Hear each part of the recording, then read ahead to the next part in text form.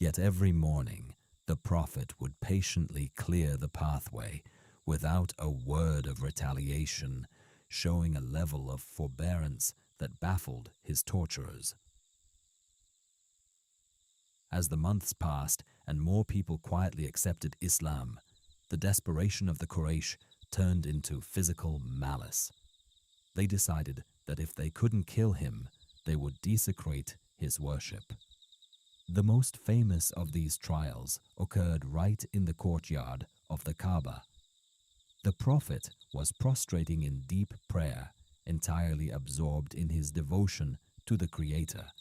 A group of the Quraysh elites, including the notorious Abu Jahl, were sitting nearby, watching him with pure hatred.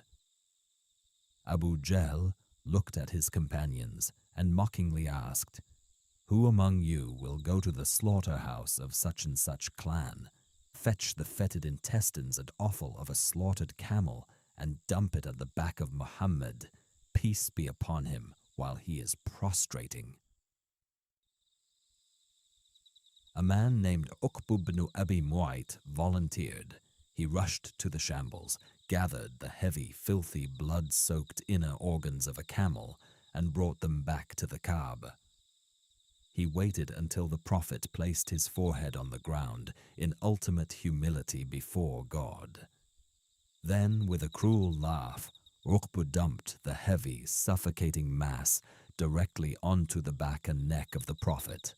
The weight and the sheer filth of the offal pinned the Prophet to the ground. He could not lift his head. The elites of Mecca erupted into hysterical laughter, mocking him openly, leaning on each other in amusement at the sight of the messenger of God trapped under animal waste. The Prophet remained patiently in prostration, refusing to break his prayer.